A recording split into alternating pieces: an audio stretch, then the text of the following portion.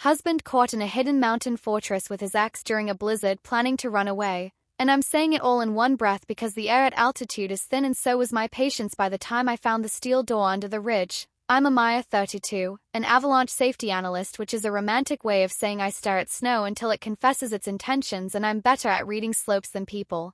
Which is why I married a man who could make a knot look faithful. The story doesn't start with a blizzard. It starts with a rope. A brand new coil of dry-treated 9.2 millimeters that wasn't ours and had a scent like a promise, chemical alpine blue, Factor Fresh. I found it in the back of Kieran's truck under a tarp, right beside his old skins and the battered thermos he never leaves without. He said, "Oh, Celine mailed it. She's switching brands and thought I'd want the sample," and said it the way people say I brushed my teeth, casual and rehearsed. Celine, his ex Celine, whose name tastes like cold metal. Celine, whose thumbprint I had once found on a jar in our pantry because grief is sloppy and she'd helped him move in after a winter storm turned his old rental into a sieve. "You still talk?" I asked, and he shrugged, occasionally. "She's in logistics now. Donates gear to youth programs." He smiled like he was already writing it into a text to his better angels. I filed it under later and later walked around the house looking for a seat. The second clue was a printout abandoned on the printer at my office, a topographic map of the Three Sisters Range with a faint pencil line that didn't match any established route. I'd recognize that hand anywhere, that tidy, slightly leaning script that used to leave me notes like boiled eggs in blue container and back by dusk. The line cut up beyond a seldom-traveled spur, across a slope I'd flagged red for wind slab 5 days earlier, and ended at nothing. Not a hut. Not a survey point. Not a lookout. Just contour lines gathered like whispering old women. Then came the weather. The forecast arrived like a rumor and hardened into a plan. Cold fronts swinging in low and mean, wind like a gossip with knives, snowfall estimates that made interns giggle nervously. At the morning briefing, I told the patrol crews to stash extra probes in their sleds. I briefed our volunteers on safe zones and tree wells and the way stress propagates through a weak layer like a bad story in a small town. And I slid that printout into my jacket pocket because suddenly my chest felt like it had to be the sort of room where bad decisions go to nap. Kieran kissed my cheek before he left for a quick tour up to the saddle with old friends, and I let him because love is stupid in expensive ways. When he drove off, I stood by the window with my coffee and watched his taillights flicker through the firs until they became one more rumor of red. At noon the wind grew a spine. Snow started with the politeness of powdered sugar and turned to teeth. Our office windows shook themselves awake. My phone lit up with messages from the resort and the county and a fisherman downstream who has more opinions about cornices than anyone I know. I answered, documented, sent maps. And then the quiet inside me got louder than the storm outside. I took my field pack, the one I keep by the door for days when the snow has secrets, and I loaded it like a prayer. Beacon, probe, shovel, spare gloves, bivvy, a little stove, those awful high-calorie bars that taste like vanilla bragging, a spare pair of dry socks because I am not a monster, and my notebooks. I left a message for my supervisor that said, "Checking the west chutes, risk looks high, will ping hourly." Then I drove. The road up the service spur was already sulking, drifted into indecision. The trees wore white as if it were their job. Halfway up, I had to park the truck behind a plow that had given up and take the rest on skis. Every step forward felt like an argument with a very patient animal. The world narrowed to immediate. My breath fogged the inside of my buff. Ice crystals formed along my lashes like compliments I didn't ask for. And under it all, that low rotary shudder of a wind slab forming, my old enemy learning new tricks. The line on the map avoided the obvious gullies in a way that made me respect and resent it. Whoever planned that route knew where the mountain liked to spring its traps. It led to the leeward side of a spur that looks like nothing from the valley, but up close is a shoulder-old rock that held the weight of glacier once and now tolerates our small dramas.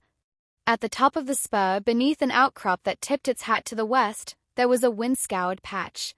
And there, not 50 feet from where the map's pencil line ended, the snow had a behavior change. The texture flattened. The noise changed. The wind's song became less a howl and more a hum. In our world, hum means mechanical. I sank to my knees and brushed the snow in front of me with my gloved hands like I was washing a child's hair. Hard crust gave to a smoothness my palms recognized from equipment closets. I dug. A sheet of ice reluctantly came up like a lid, and beneath it, metal. Painted a dull gray to pretend it was a rock. My laugh came out as a cough. I cleared the rest and uncovered the outline of a door big enough to welcome a small conspiracy, with a keypad recessed in a box that someone had thoughtfully weatherproofed. I stared at it, at my breath, at my life. The wind pressed the hood tight against my ears as if to say, decide. He'd used our anniversary as a pin everywhere from his laptop to the alarm on the cabin. It was so corny I had teased him about it the first week and then kept the teasing soft because his face looked like hope. I punched the numbers. The pad vibrated a gentle yes. Something heavy unlatched below like a throat clearing, and the door rose on hydraulic slick with fresh grease. Warm air hit my face, humid and smug. I slid inside. If you expect stone and torches when you hear fortress, you don't ski with venture capitalists. This wasn't medieval, it was modern with an inferiority complex. Concrete hall, floor plates with serrations like a practical miracle, LEDs set in the ceiling to mimic a version of daylight that had watched actual daylight once and taken notes. The hum I'd heard was a generator, a good one, purring like a cat with a legal team. On the wall, a framed topo map with routes highlighted in that same tidy handwriting, my handwriting in the margins from old trips, watch for glide crack here, cornice overhanging by 2M, safe tree islands, photocopied and annotated. I told myself not to look for the betrayal in every screw. You can die from that kind of looking in the mountains. Still, the names themselves showed up like footsteps. Celine.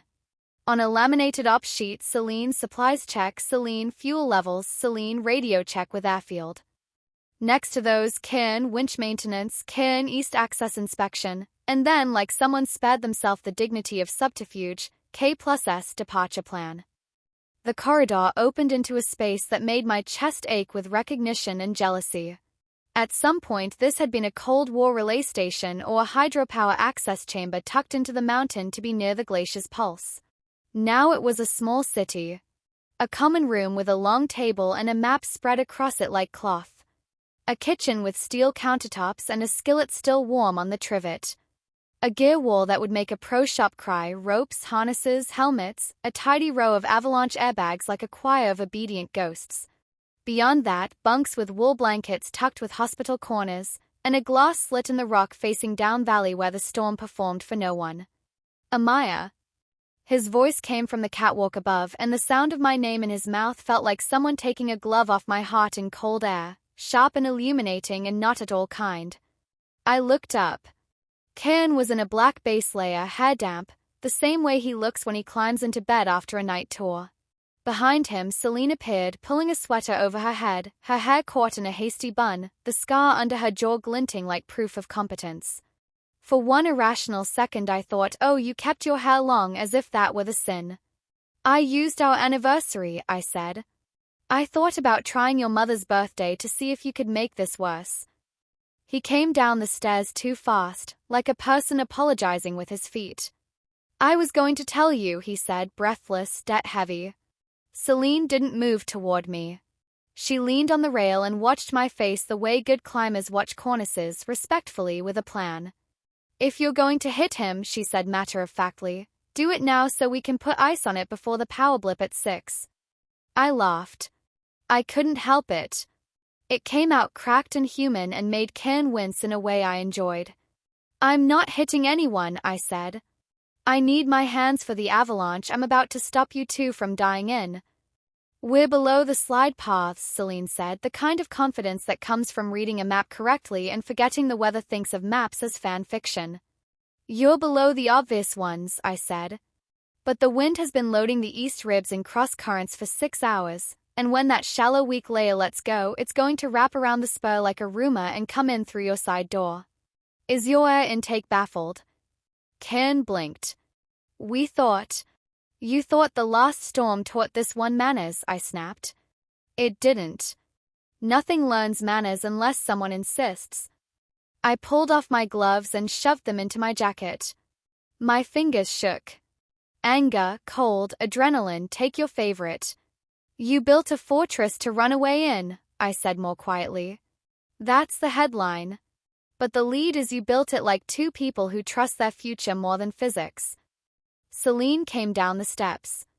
Up close she looked older than the last photo I'd seen of her, the one where she was smiling on a summit with a row of teeth that said I win. She also looked softer around the eyes. Grief or growth? I'm not unkind enough to guess which. We need to close the east intake, she said, and seal the secondary. We can shut the generator and run batteries if the powder tries to swallow our air. Cairn. Don't cairn him at me, I said. That name is mine right now. The pettiness tasted like a sugar rush under a migraine. Why? I asked, aiming it at both of them. Just because I deserve the stupidity of an answer. Cairn set his hand on the back of a chair and gripped it like a cliff edge. We were going to leave, he said, the sentence wearing a plain coat. When the weather window opened. The runway at Dalton Lake is cleared with snowblowers. There's a pilot on retainer.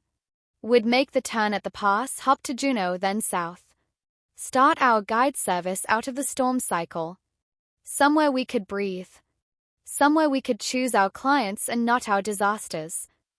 His eyes found mine and did that pleading thing that used to make me drop things. We were going to call you when. When what? I said. When you decided I could be part of a plan that treated my life like luggage. When it was safe for your conscience. You should have married a suitcase if you wanted something that rolls. Celine did not flinch for me, which I appreciated. He wanted to bring you, she said, and I believe she believed it. He's been practicing the sentence for a month. Yesterday he said it out loud to the generator while we were cleaning the filters. We tried to write it down and it looked like cowardice. So we told ourselves we were waiting for the words to grow legs. I would have listened, I said. That surprised both of us. It surprised me. Hurt is loud and hope is quiet. My hope was somehow not dead. Infuriating. I would have listened if you'd spoken like someone who remembers I have a career and a father and a dog who likes me best. Cairn's laugh hiccuped into his hands. You're going to bring Lomo into this, he said. He would bring himself, I said. He can open doors. Something thumped, low and far, like a giant exhaling in a lower room. We all heard it. Celine snapped from confession to work. Intake, she said. Now. We moved. I've hated and loved with people, it's all just choreography with knives. But moving with them felt familiar in a way that infuriated me because I prefer my competence unblemished by recognition. Celine hit a panel. I followed pipes with my palm and listened for the change in tone that means a damper is lying. Cairn took the ladder well two at a time and reappeared with a wrench like a talisman. The intake screen rattled under a breath of wind it wasn't designed for. I threw my weight into the frame while he tightened the bolts. Celine rerouted power to the isolation fans. The hum deepened. Snow hissed against the grate like steady applause that wasn't for us. While we worked, words snuck out of me sideways like I couldn't help myself. How long, I asked. How long have you been rehearsing a life that doesn't include telling me about it? Cairn's voice floated from the ladder well, strained with effort and something uglier. Since the second storm last March, he said. When you came home after 18 hours and you were shaking and you said, I don't know how to keep people from standing under the wrong cornice anymore. I thought if I could make a place where the cornice was mine I could bring you and you could rest. A bolt seized, he swore soft and respectful. Then Celine called with this project. And the build outran the asking. Celine glanced at me, the kind of quick look people give a cornice to judge if it rumors or truth. Don't punish him for my competence, she said. This place needed two pairs of hands who knew what weight feels like. He built. I brokered. We're both guilty of believing the mountain would congratulate our audacity. I don't punish, I said. I calibrate. The word tasted righteous. It helped. After we survive, I'll decide what your names mean in my mouth. The intake sealed with a final clanging assent. The air pressure in the room equalized like a held breath going reasonable. Celine checked a monitor, and on the screen above the kitchenette we watched a white tongue lick the cove outside, snow pouring off the ridge and down across the talus in a slow rushing sheet. It went past, found its angle, settled. Not catastrophic. Still a warning with a return address. We stay put, I said. We stay boring. We don't touch the generator unless she whines. We ration the smug smiles until morning. Celine smirked. Acknowledged. We Saturday. This is the part of a storm no one dramatizes, the waiting with strangers and almost lovers whose hands you know better than their new habits. Celine brewed coffee that tasted like endurance. Karen brought a wool blanket and put it over my knees without looking at my eyes. We listened to the mountains say what it had to say. It said, I had this planned long before you brought your dramas to my ribs. You've been using my topo notes, I said finally, flicking the corner of the laminated map on the table. My handwriting. Karen flushed. They're the best, he said in a small old voice that I remember from our first season together when he thought I could smell storms because I was magic instead of because I never stopped listening. We copied them so we could be safe. I wanted to be safe and selfish at the same time. I want that too, I said, and the truth of it surprised me into sitting straighter. I want to build a life where my skills keep me instead of only keeping other people. I want weekends that don't ask me to marry the radio. I want to wake up to weather and choose whether it uses me. Celine, quietly, you could come. Not as baggage. As a partner. My eyes are good on deals, his are good on routes, yours are good on snow mines. We could build something that insults fewer gods. You'll forgive me if I don't join a team whose recruitment strategy involved lying to me, I said. But it helps that you ask like a person and not a brochure. We drifted then into practical. I recorded coordinates and snowpack notes on my pad because if we lived, the report would matter. Karen explained the runway schedule he'd bribed from a municipal clerk with bread and charm.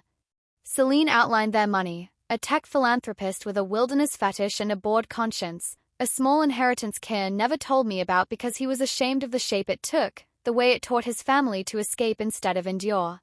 I wrote none of that down. It belonged to the weather of their insides. At midnight the storm peaked. The mountain cleared its throat twice in the darkness and then stopped needing to be theatrical. We took watches like decent humans. In mine I walked the perimeter and put my palm on the walls to feel for the cold that says your house has forgotten you. The concrete hummed assurance back. On his, Karen fell asleep sitting up with his head angled against a beam. I covered him and the pettiness that had been my friend earlier tucked itself into bed. On hers, Celine adjusted the intake settings again, humming a song I didn't know, something with a C in it. At 4, the wind forgot how to scream and remembered how to breathe. At 5, the faintest milk-colored light pushed under the glass slit like a rumor of morning. At 6, we opened the door. The world was rewritten, the mountain wore new lines. You could see where the slab had learned humility. You could see where it had decided it still had some pride left. The sky was that indifferent blue that makes you forgive it everything. Karen stood in the doorway like a pilgrim. We were going to run, he said, and it wasn't an apology, only fact. Now I don't know what to do. You'll doubt and then you'll do chores, I said. Your hands can keep you honest. I took a breath that filled every stubborn room in me. Here's my offer, and it's the only one I know how to make without hating myself later. You will come back down with me now. You will tell the truth to the part of our life that didn't ask to be edited. You will sleep on the couch. You will not text her at midnight out of habit, and you will not text me at midnight to make me responsible for your midpoint grief. In a week, if you still want to build a life where weather is not our god, we will talk about how to build it above ground. He nodded. It wasn't triumph. It was a man agreeing to learn something late. Celine looked at the snowfield and then at the map and then at me. And me, she asked. Do I disappear like a mistake? No, I said. But you need to stop practicing survival that requires secrecy from the people you say you're saving. If you want to keep this place, register it. Tell the county it's a research station. Invite scrutiny like a neighbor. If your donor can't stomach daylight, find a donor who can. And when you send gear to youth programs, include the line about how they don't have to lie to be brave. She smiled then, not cute, not cruel. Real. Copy that. She stuck out her hand. I shook it. Her palm was calloused in the ways that mean you know ropes and regret. We packed, thermos, notebook, the coil of rope that started this. Outside the door, the snow squeaked in that new cold way shoes love. We cut a safe path down the goat track, feeling the slope with our poles like blind people who refuse to be accused of tragedy.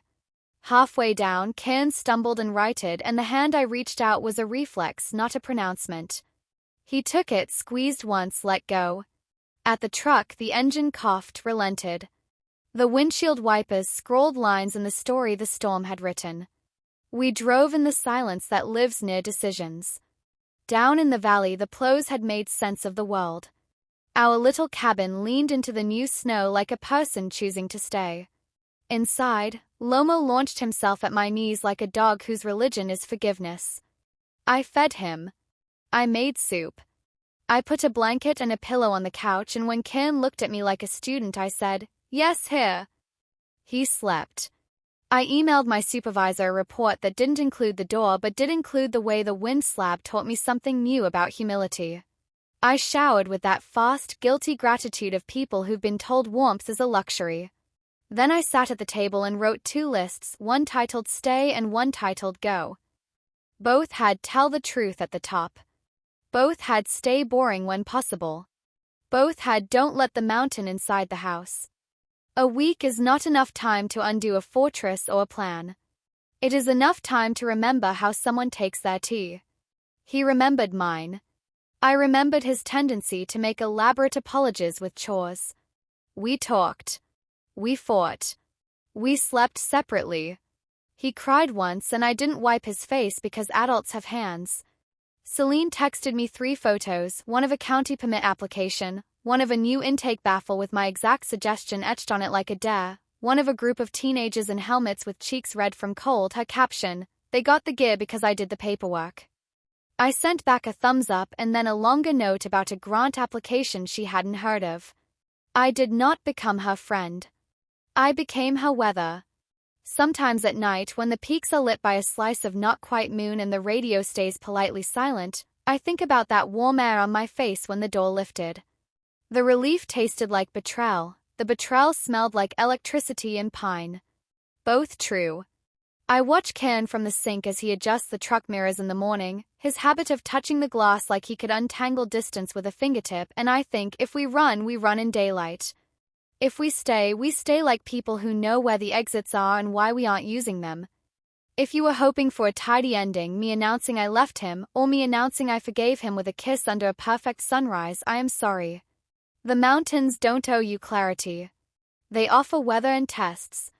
What I have is this: a man on a couch learning new songs, a woman under a mountain applying for permits, and me with my shovel and my lists deciding each morning whether to choose the storm or the stove.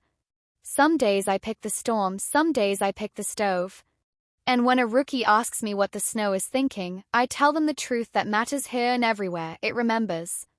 It remembers everything you've done on it. Walk accordingly.